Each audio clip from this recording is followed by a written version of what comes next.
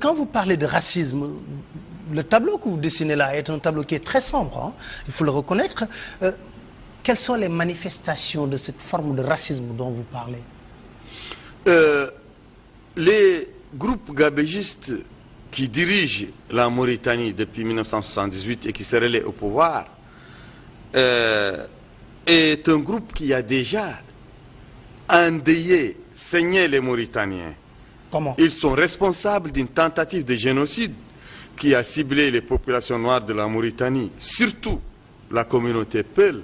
C'est quelle période? C'est entre 1986 et 1992. Sur ces années, c'est échelonné.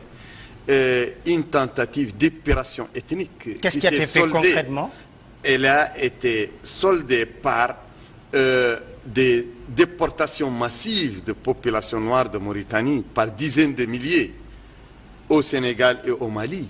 Les Mauritaniens de souche, les Mauritaniens autochtones, les cadres mauritaniens, les cultivateurs mauritaniens, les enseignants mauritaniens, les médecins mauritaniens, les infirmiers mauritaniens, les banquiers mauritaniens, les administrateurs mauritaniens ont été pris pour cible par l'État qui a mis en branle son administration, ses différents corps sécuritaires, ses services de renseignement et qui ont fait jeter hors de leur pays des dizaines de milliers de Mauritaniens pour le seul crime d'être un Mauritanien Polar, un Mauritanien Soninké, un Mauritanien Peul ou un Mauritanien Bambara.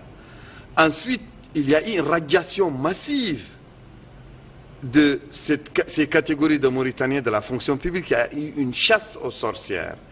La fonction publique a été pratiquement nettoyée ou quasi nettoyée de tous les cadres Halpoula, Soninké, Wolof ou Bambara. Il y a aussi des emprisonnements massifs par milliers. Les gens ont été arrêtés pour seul délit d'être noirs mauritaniens. Ils ont été emprisonnés. Et des centaines parmi eux ont été passés par les armes dans des exécutions extrajudiciaires dans le cadre de cette épuration ethnique. Et le point d'orgue de cette épuration ethnique a eu lieu le 28 novembre 1990 dans la garnison de Inal, lorsque un groupe d'officiers qui sont là maintenant actionnaires prépondérants dans le régime actuel de Mohamed Ould Abdelaziz. Quelle place ils occupent? Ils occupent, mais ils sont tous présents. Lui-même, Ould Abdelaziz. Il était le bras droit de Maawiya Ould Ahmed al-Taï, le dictateur de l'époque. Il était son bras droit. Et il y a son directeur général de la sûreté actuel. Il y a plusieurs autres officiers. Qu'est-ce qui s'est passé ce 28 septembre? Ce 28 novembre, c'est le jour anniversaire de l'indépendance de la Mauritanie. Et les officiers racistes qui dirigent la Mauritanie et qui sont dans le cadre d'une épuration ethnique contre les Noirs, surtout l'élément Peul, ont choisi 28 novembre, 28 personnes, 28 officiers, sous-officiers et soldats mauritaniens de l'ethnie Peul mauritanienne et qui l'ont pendu en guise de sacrifice. 28 personnes? 28 personnes pendues le même jour en guise de sacrifice pour la fête de l'indépendance de la Mauritanie le 28 novembre 1990. Mais ce que vous dites là est grave. Hein? C'est ce qui a existé. Et personne n'a été au courant?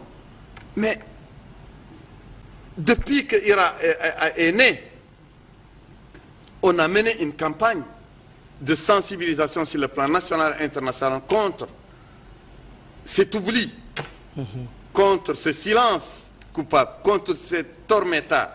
Et nous avons dirigé une caravane que moi-même j'ai dirigée le 28 novembre 2011 jusqu'à la garnison d'Inal avec les veuves, les orphelins de centaines de militaires négro-mauritaniens tués, sacrifiés pour les dieux du racisme. J'ai dirigé cette caravane qui a prié sur la fosse commune où reposent ces martyrs. La fosse commune se trouve où? Se trouve à 450 km au nord de Nouakchott, dans la garnison d'Inal. Et il y a d'autres fosses communes qui jalonnent le territoire mauritanien.